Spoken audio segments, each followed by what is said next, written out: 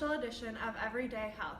Our broadcast tonight pertains to coaching. We'll be handing it off to Rachel, who will give us the scope on their vocal health. Thank you for joining us. With me, I have Coach Cartilage and Coach Corniculate. Can you please tell me a little bit about yourselves? Hi, I'm Coach Corniculate and I'm an ISU football coach. I'm Coach Cartilage. I am a ISU swim coach.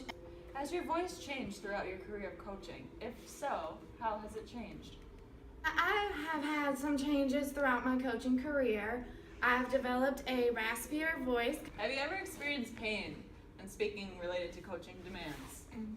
Yeah, I actually have. Due to the coaching and yelling at events, I actually developed vocal nodules on my vocal cords, and they ended up needing to get cut off, and I now have scarring, which makes it hard to strain to yell and talk. What do you notice decreases these symptoms of pain or voice changes? Well, after events, I like to drink some hot tea. See, I use a lot of hand motions just because yelling alone doesn't do the trick. What percent of sporting events do yellers strain your voice? I would say about 80% of a sporting event is when I strain my voice. What other behaviors do you notice help or hurt your voice? I try not to use my voice as much whenever I get home from event, but that usually fails pretty fast. I try to drink water, but I just enjoy my tea more and think it gives a more of a soothing feel. I chew gum. I'm occasionally drinking water. I need some moisture to keep my voice working at top function. Yeah. Have you heard any unique sounding voices from other coaches at sporting events? If so, how would you describe their voice? I'm jealous of the coaches that, can whistle to communicate. I can just use my obnoxiousness and my hand gestures, yell at them to get their attention. Back to Molly in the studio to hear from Kelly, a speech-language pathologist who will discuss vocal health. Well, based on what these coaches have told us, I would say that their occupational demands of their job has taken a toll on their vocal folds. During speaking, we exhale, using the air from our lungs. The vocal folds vibrate, chopping up this airstream, which our vocal tract then manipulates to produce different sounds. When we yell continuously, like these coaches do along the sidelines, our vocal folds sustain harder impact during vibration than they should. This can lead to swelling and pain during speaking, which is what Coach Cartilage has experienced.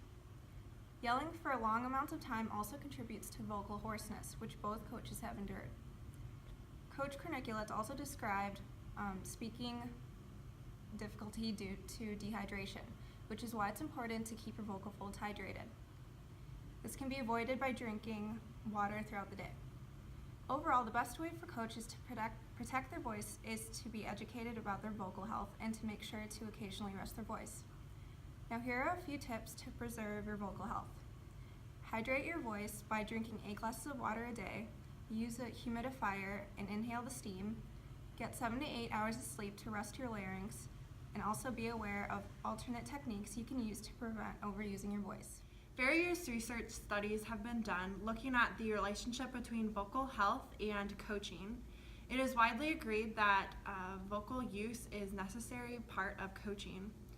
According to a study regarding elite football coaches, voice requirements and inadequate knowledge of vocal use negatively influence coaches' vocal health. This was a study done by Buckley, O'Halloran, and Oates in 2015. Additionally, a study evaluating soccer coaches reveals that 28.4% of the subjects experienced 2 or more vocal symptoms, and it suggests implementing in-service training courses and periodic voice screenings. This study was done by Fellman and Simberg in 2016. As discussed in another study, an important aspect of voice problems occurring in coaches includes the factor of stress while using the voice. This study was by Penteado, Silva, and Montebello in 2015. Stress and anxiety during vocal production increases the risk of both short-term and long-term vocal problems. Therefore, education of vocal health and stress management are recommended to decrease voice problems in coaches, which is a unique aspect of vocal therapy that is not usually widely understood. In summary, coaches generally are unaware of vocal strategies that assist in optimal vocal functioning. Awareness and implementation of vocal health strategies are crucial for coaches to prevent problematic voice symptoms. Thank you for joining us on tonight's session of Everyday Health.